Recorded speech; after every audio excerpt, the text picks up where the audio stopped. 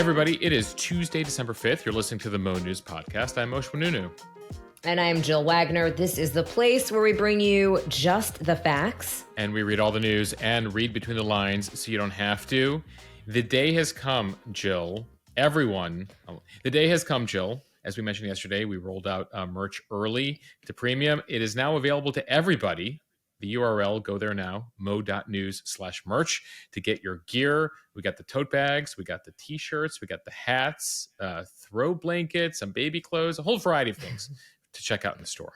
Moshe, it makes the perfect holiday gift. Yeah, we wanted to make sure to get the store up and running to ensure your holiday gifts, your Mo News holiday gifts will arrive on time.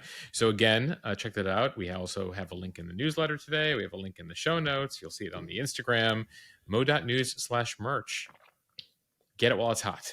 Jill, let me know if I'm using the word of the year correctly, but I believe the merch will give you some Rizz. Couldn't have done it better myself, Moshe. Nicely done. We'll explain what that means for anyone over the age of 25 later in the podcast. Okay, now to the headlines. The Supreme Court appears split over an opioid settlement for Purdue Pharma. To the Middle East, fighting in Gaza has intensified. We'll bring you the latest. In business news, Spotify set to lay off a huge percentage of its staff, its third round of job cuts this year. Remember Bitcoin? It's at its highest level in about 18 months. We'll tell you why. George Santos figured out a way to make money legally. The former congressman is now on Cameo. And as Moshe just mentioned, Oxford's word of the year is Rizz. Do you have it? And Moshe's on this day in history. Jill will take you back to the 80s for a couple items today and on this day in history.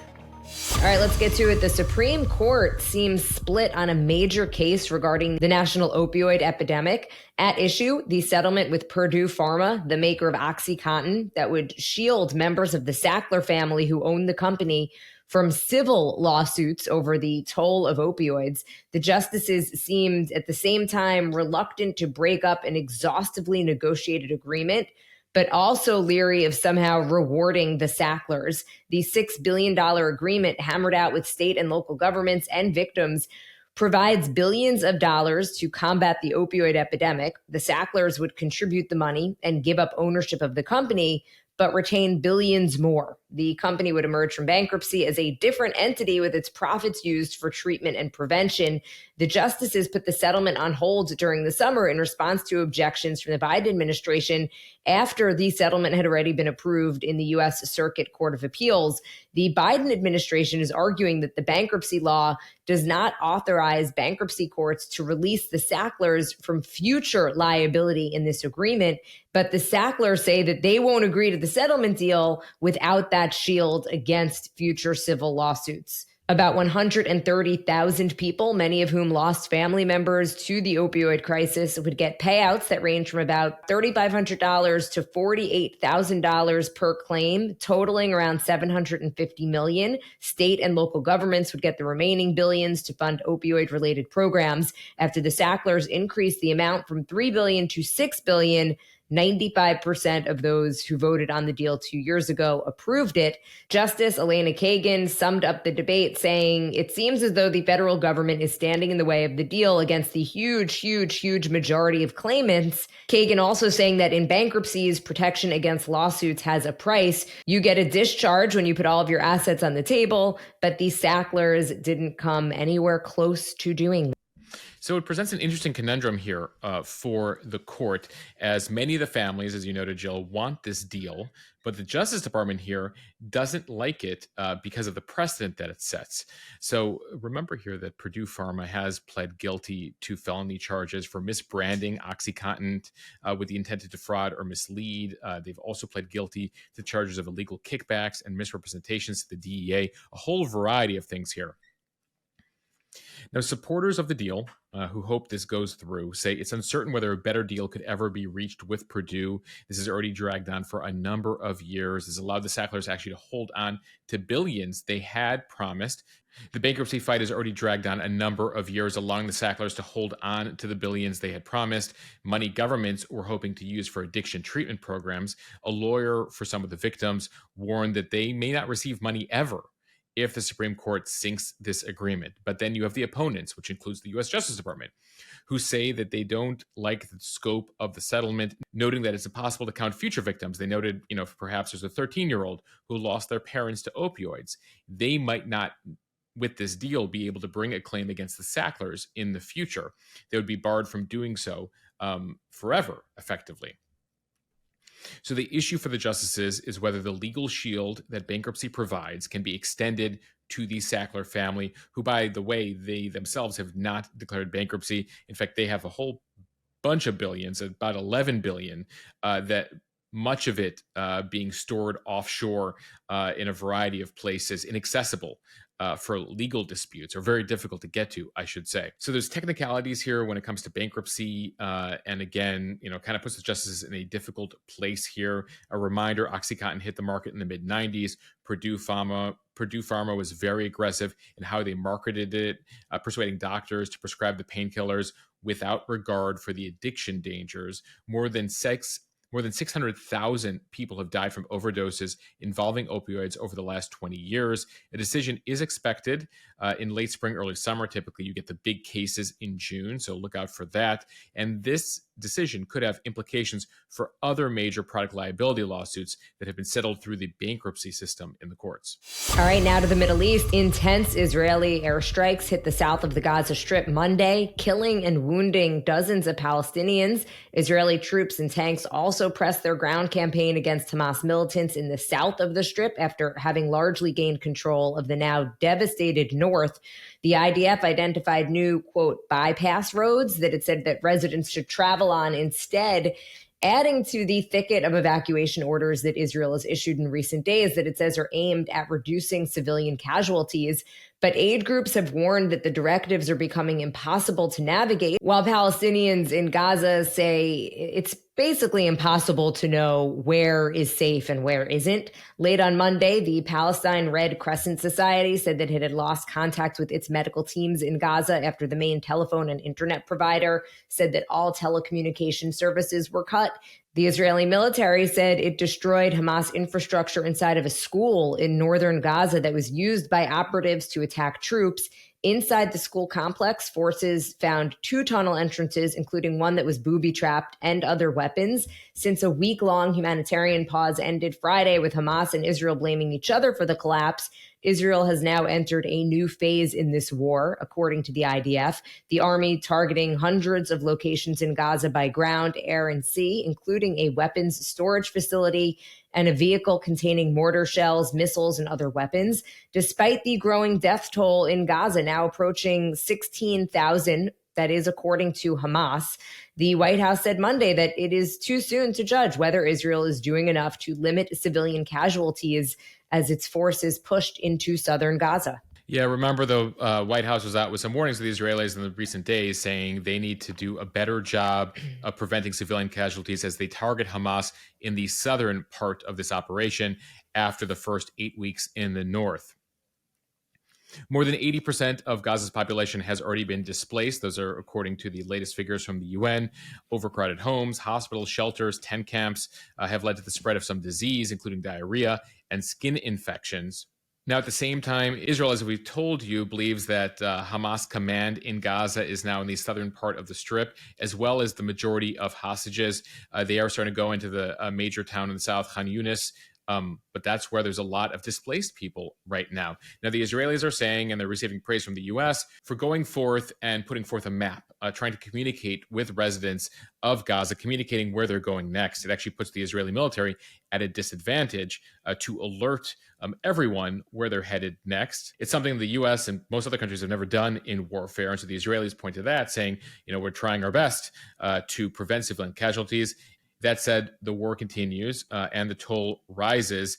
And you have a number of Palestinians who are saying they're just exhausted by the evacuations. The Washington Post interviewing several families in a recent story, saying that they've complied now with multiple evacuations. And if they get this next alert, it'll be the third, and in some cases, the fourth time that some of these families have had to evacuate to another refugee facility. And Moshe came as a special session took place at the UN on Monday about Hamas's sexual-based war crimes committed on October 7th during those attacks in Israel.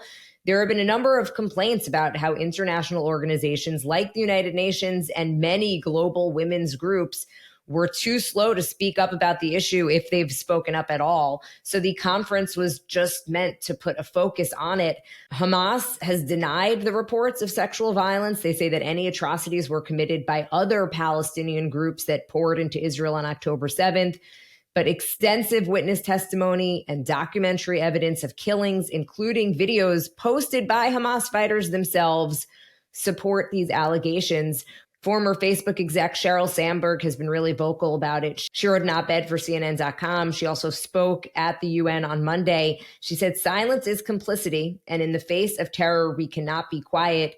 That is why we are all here today to speak about unspeakable acts." UN Women, the UN organization dedicated to gender equality and female empowerment, issued a statement finally after 7 weeks last week calling for, quote, "all accounts of gender-based violence that occurred on October 7th to be investigated and prosecuted." And that was after someone, Moshe, from UN Women had gone on CNN and asked point blank why weeks had passed and they have yet to even acknowledge the crimes that were done against women and the rapes. And the person gave, I think, what we could describe as word salad, like a lot of words that didn't really mean anything. Yeah, we should give credit to Bianca Golodrigo over at CNN, who's done a great job with her show of trying to put a focus on this issue and the fact that there's an apparent double standard when it comes to the crimes committed on October 7th. Yeah, Senator Kirsten Gillibrand, she is a Democrat from New York. She was in attendance on Monday. She said, quote, "When I saw the list of women's rights organizations who have said nothing, I nearly choked. Where is the solidarity for women in this country and in this world to stand up for our mothers, our sisters, and our daughters?" There is an NGO organized in Israel that's documenting the widespread evidence of sexual assault on women and men, which was part of the Hamas strategy to strike terror into Israelis. You know, on social media, Moshe, one of the big hashtags that is going around right now on social media amongst sadly only really Jewish groups is "believe women unless they're Jewish" or "believe women unless they're Israeli." And I will say it's quite disappointing. Yeah, I've seen the frustration out there, Jill, but people should keep in mind the UN also hasn't condemned Hamas itself. That's been the subject of debate within the UN, condemning them as a terrorist group, despite the fact that the EU, the UK, the US, and a number of governments around the world consider them as such. All right, time now for the speed read from the Associated Press. The White House said Monday that the U.S. may establish a naval task force to escort commercial ships in the Red Sea, a day after 3 vessels were struck by missiles fired by Iranian-backed Houthis in Yemen. National Security Advisor Jake Sullivan said the U.S. had been active in conversations with allies about setting up the escorts, though nothing is finalized. On Sunday, ballistic missiles fired by Houthi rebels struck 3 commercial ships, while a U.S. warship shot down 3 drones in self-defense during an hours-long assault. The attacks imperiled traffic on one of the world's most vital shipping lanes, and with it, global trade overall. About 8.8 million barrels of oil a day are shipped through the Red Sea within range of the Houthis, making it one of the world's most crucial choke points. These ships carry oil and natural gas from the Gulf to Europe, the United States, and China. Yeah, the U.S. is also warning it's considering, quote, "all appropriate responses." That's the message to Iran right now. Some say a threat to Iran on how the U.S. will retaliate to what has been nearly 100 attacks now over the course of the past 6 weeks, mainly in Iraq and Syria. On Sunday, the U.S. military did conduct a strike in northern Iraq, killing multiple Iran-backed fighters. According to the U.S., they were preparing to launch a drone or rocket attack against U.S. troops in the region. And so the U.S. hit them first and targeted their weapons. From the Wall Street Journal, Spotify is preparing to lay off about 17% of its workforce, or 1,500 employees, as the company accelerates its push to profitability. The restructuring marks Spotify's third round of significant layoffs this year. In January, the company said it would lay off about 600 workers, or 6% of its staff. In June, it announced plans to trim an additional 200 jobs, or 2% of its workforce. Despite efforts to cut costs, the CEO says Spotify is still spending too much money, saying the audio streaming company has been squeezed by slower economic growth, as well as interest rate increases that have made it more expensive to borrow. In a letter to staff, he said the Spotify of tomorrow must be defined by being relentlessly resourceful in the ways that we operate, innovate, and tackle problems. Being lean, not just an option, but a necessity. Jill, we're still seeing the after effects here of the huge growth a lot of tech companies took during the pandemic. Spotify, among them, they nearly doubled their headcount over the past 3 years to more than 8,000 workers, a hiring acquisition spree, a spending spree, as they were looking to grow and saw record numbers especially during that early pandemic period. But investors and Wall Street are more focused on profitability now than growth. It's something we see for the Netflixes, the Disneys of the world, as well as the Spotifys of the world. So at Spotify, that has meant scaling back their $1 billion bet on podcasting. A bunch of layoffs earlier this year, though it does continue to back Joe Rogan, Alex Cooper, Emma Chamberlain, but they dropped a whole number of shows, including the Meghan Markle, as well as ones featuring the Obamas. They still have 500 million monthly users, so they are the world's largest music streaming service, but they reported a $500 million loss in the first 9 months of the year as they try to balance investments and growth with profitability. A reminder to folks, Amazon for years was not profitable, eventually became profitable. So a lot of these tech companies will not have a profit, and that's something that investors didn't mind for a while now. But that's become a huge priority, especially since the tech bubble burst, the most recent burst happened over the course of the past 18 months. Profits. Who need them, Moshe? not in the tech world, not for a long time. But no, I'm kidding. It is very interesting. And, listen, Spotify, if you want to get back in the podcast game, I know of a podcast you might want to invest in. And Moshe, I think we're a lot more reasonably priced than the Obamas or Meghan Markle. We put out the number of episodes in 2 weeks, Jill, that Markle and Obama put out in their entire run, just for the record, everybody. But Jill, we should note, over the weekend, we passed our 400th episode of the Mo News podcast in just over a year and a half. 400th episode and merch. Moshe, we're going places. And 4 million downloads in a year and a half, Jill. Okay, now we're just burying the lead. Somewhere in the speed read. That's been your Mo News podcast speed read. Okay, from Bloomberg, the Bitcoin hype machine kicks into overdrive. While the cryptocurrency surges past 42,000, it's added more than 150% so far in 2023, as many market watchers anticipate an exchange-traded fund that directly holds the token could soon be approved to trade in the United States. The jubilation prompted Coinbase CEO Brian Armstrong, for instance, to post that Bitcoin may be the key to extending Western civilization. Okay, Brian. All right, Brian.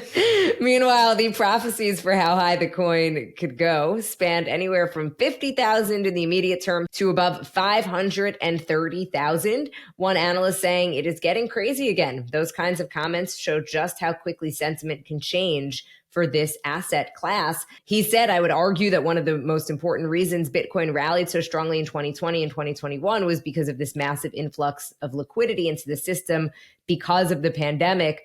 Without another huge liquidity program, some of those predictions are a pipe dream. Yeah, this ETF, this exchange-traded fund, is basically a pooled security. There's a lot of it on Wall Street and allows you to buy and sell into larger things. You don't have to buy Bitcoin directly. You can buy the ETF. And that's why people are excited about it, because it's a new way to bring in people at a lower price point when it comes to investment. So it could bring billions of dollars of new investments into the crypto space. Now, there's been a lot of rallying, a lot of hoot and hollering over on X over crypto. That's sort of where the crypto discourse takes place. If you're ever looking for should I buy this? There's always a million people and bots over on X. talking about each of them. But keep in mind, it's been quite a roller coaster for Bitcoin and crypto writ large, and it still needs another 65% growth to hit its all-time high. Back in 2021, Bitcoin hit $69,000 per Bitcoin, but then came the collapse as of late last year. Around this time last year, Jill, it was at just about $16,000 per Bitcoin, now back up to $42,000. So nearly tripled in a year here. So, that's great, but past runs have ended with busts. So Bitcoin dropped 64% last year after a 60% gain in 2021, and then a huge growth in 2023. So you got to have a stomach for crypto, unless you're into it to a point, which is why the ETF could be interesting to folks. From Politico, Expelled former Congressman George Santos is now on Cameo, the app that has celebrity figures make personalized videos. Booking a video from Santos, who calls himself a former congressional icon, originally cost $150, but Moshe, he apparently raised his price. The rate for a video is now $200. Greetings can include occasions like the holidays or a birthday, as well as more generalized topics like gossip. Jill, Congress has taken notice of the Cameo. Apparently, Senator Fetterman from Pennsylvania bought a Cameo of George Santos, customized for Bob Menendez, the senator from New Jersey, who has his own legal issues that he's facing. Santos says in the Cameo to Menendez, "Hey, Bobby, look, I don't think I need to tell you, but these people that want to make you get in trouble and want to kick you out and make you run away, you make them put up or shut up. You stand your ground, sir, and don't get bogged down by all the haters out there. Stay strong and Merry Christmas," George Santos says to Bob Menendez in the Senate. Jill, it's blowing up. I just went to the Cameo app and saw that George Santos has produced the most amount of videos today, more than 50, as of this recording. So he's keeping himself busy. So at that rate, what has he made? About 10 grand in cameos. Moshe, I feel like this is George Santos's best idea yet. Well, you know who's been big on you know who's been big on Cameo, among others, is Rod Blagojevich, the former governor of Illinois, who served prison time, was looking to make money. In fact, my friends, as a joke, a couple years ago, bought a Cameo for me for my birthday of Blago talking to me, and they gave him some generic information about me. And Blago in the Cameo is so funny because he went into a whole defense of Trump and his time in prison. He didn't do anything illegal, and I was just like, dude, just wish me a happy birthday. It's so interesting. It's just going nuts. And Moshe, I do want to give you a plug. You are on Cameo. I am. I make videos for folks. We try to do a customized on this day in history as part of the Cameos. And unlike George Santos, I don't need to use the money for legal fees. And I'll try to use it for legitimate purposes, and I'm not facing 23 indictments. So that's part of my pitch. It's going to Baby O's college fund. There you go. Okay, and finally from NPR, the word of the year for 2023 is Rizz, R-I-Z-Z, according to the publishers of the Oxford English Dictionary. Remember, a few days ago, we did Merriam-Webster's word of the year, and it was authentic. So now we've got Rizz. Rizz beat out Swiftie, situationship, and de-influencing to claim Word of the Year honors. The competition celebrates recently created words or expressions that symbolize a period of time while also having potential as a term of lasting cultural significance or providing a snapshot of social history. That is according to Oxford as they announced the winner. If you're asking what Rizz means, you are not alone, particularly if you are a generation or so older than Gen Z. Don't feel so left out. There's even a chance that you have Rizz without knowing what Rizz is. And like seemingly everything these days, it can also be a verb. So Moshe, what is Rizz? Jill, I had to Google it. So admittedly, you're not alone, folks. If you're like, wait, what is Rizz? Or you're turning around as you drive your kids to school right now to ask them, what is Rizz? So defined, Rizz is a colloquial word defined as style, charm, attractiveness, the ability to attract a romantic or sexual partner. Basically, Rizz comes from the middle part of charisma. So used as a noun, you could say somebody has a certain rizz about them, an effortless ability to charm someone. Or, I got mad rizz, Jill, or you got mad rizz. Now, a verb, used as a verb, you can say, I'm going to rizz up somebody at a party tonight. I'm going to charm them. So the translation for millennials, really, for our generation, Jill, it's a version of game. Does a person have game? can you confidently attract someone you're pursuing? So you can rizz someone up. Back in the day, not so long ago, we used to talk about somebody having good game. Back in the 90s, early 2000s. As for the word's etymology here, as I mentioned, Rizz comes from charisma, sort of like fridge from refrigerator. Jill, it's interesting. So Webster's approach was literally, what is the word people most search on our website this year for a definition? Whereas Oxford's really going for like a trending thing. They want to pinpoint something new in the culture. That's the way they approach the word of the year. So what do you think? I think that strategy has a certain Rizz about it. Nicely done. We're about to abuse this word a lot. Jill, what was the word we were doing earlier on the podcast this year? It was like a new invented word that we were trying to use. Moshe, I believe you were referring to Ishbal, aka I just burst out laughing. It was like a new version of LOL or rolling on the floor laughing. Yeah. If someone has a certain Rizz about them, then they would make me Ishbal. Would that be an appropriate use of both terms? Correct, but I haven't yet to hear anybody ever use Ishbal. Ishbal. Or Rizz, to be honest. Well, you got to hang out with the younger set there on Long Island, Joe. Maybe we can get George Santos to say it in a sentence for us in a Cameo video.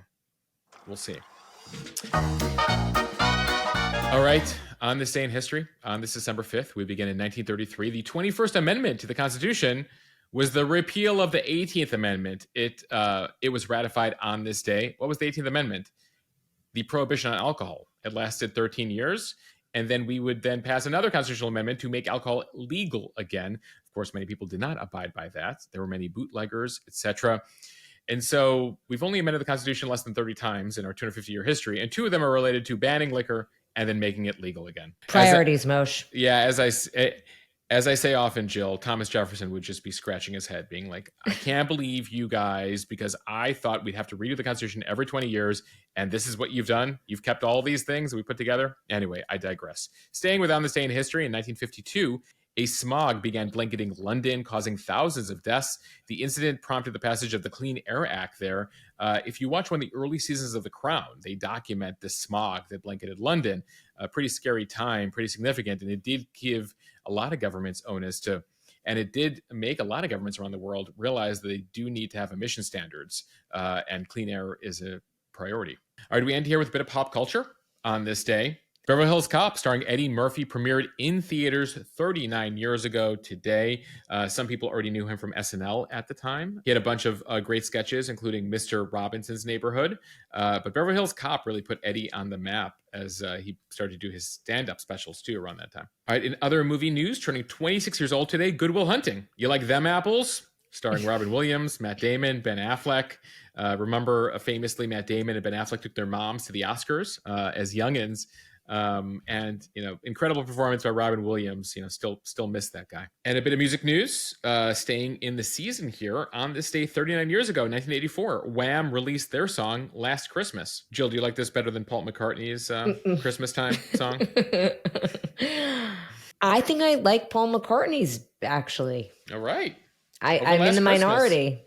All right. Take that, Wham. 36 years ago, Heaven is a Place on Earth by Belinda Carlisle hit #1 on the Billboard charts. Still a great song, Moshe. It stands the test of time, Joel. Moshe, hopefully we as well will stand the test of time. And with that, we want to thank you for listening to the Mo News podcast. If you like what you hear, share this with your friends. It will help us grow. Follow us and subscribe so you don't miss an episode, and review us in the App Store. Jill, if the pod doesn't work out, we can follow Santos to Cameo and just do custom cameos together. 50 a day for 10 grand. Not bad money, though. I think Cameo takes a cut, and of course, he's got some legal expenses, and I don't know how long he'll be able to enjoy that, given his expensive tastes at Hermes and all the various places he was spending everybody else's money. That Botox ain't cheap. Nope. All right, everybody, go check out the Mo News merch store. It's open today. mo.news/merch. Go get your goods. You have a few days to ensure that things get shipped in time for the holidays. All right, bye, everybody.